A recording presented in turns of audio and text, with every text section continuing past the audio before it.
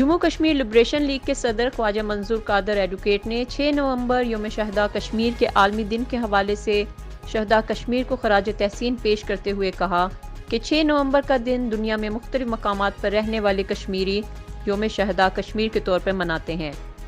सदर जमात Jammu Kashmir liberation league Khwaja मंजूर कादर ने पार्टी के तमाम अहदेदारान और कारकुनान को ये पैगाम दिया है कि 6 नवंबर यौम शहदा कश्मीर की कुर्बानियों को याद करते हुए अपने अपने इलाके में जलसे, जुलूस और तकरीरों का एहतमाम करें।